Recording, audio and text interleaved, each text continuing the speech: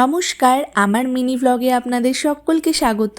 আজ হচ্ছে 3 ফেব্রুয়ারি। আজ দেবী সরস্বতীর আরাধনার দিন। এবার তো পুজো দুদিন পড়েছে। আগের দিন আমাদের পুজো হয়নি, কারণ আগের দিন বেলা 12টা থেকে শুরু হচ্ছে পুজো। তো আমাদের বাড়িতে সরস্বতী পুজোটা সকাল সকালই হয়, তাই জন্য আমাদের পরের দিন পুজো করা হচ্ছে। আর আমাদের জন্য তো সবসময়ই সকাল সকাল ঘুম থেকে ওঠাটা খুব কঠিন। আর ভাই আবার সবসময় ঘুম থেকে তাড়াতাড়িই ওঠে, আর পুজো অনুষ্ঠান থাকলে তো তাড়াতাড়ি উঠেই পড়ে। তাই ভাই এখন সব কাজ করছে, আর এটা ভাইয়ের বন্ধু, ও সকাল সকাল স্নান করে চলে এসেছে। আর এদিকে এখন ঠাকুরমশাই চলে এসেছে, আমরাও স্নান টান করে চলে এসেছি রেডি হয়ে। খুব ছোট্ট একটা ঠাকুরমশাই এসেছে আমাদের বাড়িতে পুজো করতে। আগের বছরও এই পুজো করেছিল আমাদের বাড়িতে। বুনুর বন্ধু হয়, ছোট থেকে একসাথেই টিউশন পড়েছে, একদম বুনুর বয়সী।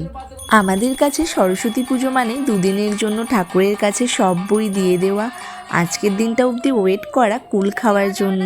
বাড়িতে পুজো হয়ে গেলে সুন্দর করে মায়ের কাছে শাড়ি পরে সেজেগুজে স্কুলে যাওয়া।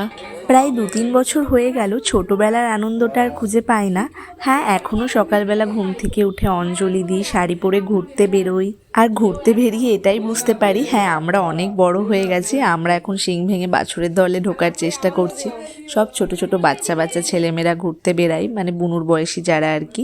আর আমাদের বেশিরভাগ বান্ধবীরাই পড়াশোনার সূত্রে বা কাজের সূত্রে বাইরে থাকে, নয়তো কিছু কিছু বান্ধবীর বিয়েও হয়ে গেছে। সবাই প্রতি বছর আর সরস্বতী পুজোর দিনটা বাড়িতে হয়তো ফিরতে পারে না।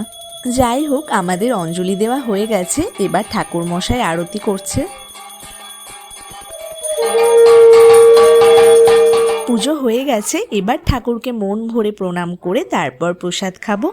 আর তারপর তাড়াতাড়ি রেডি হতে হবে, যে যতই বড় হয়ে যায় ঘুরতে তো আমাদের বেরোতেই হবে। তো আজকের মতো মিনি ব্লগটা এখানেই শেষ করছি, আবার দেখা হচ্ছে পরের পার্ট নিয়ে।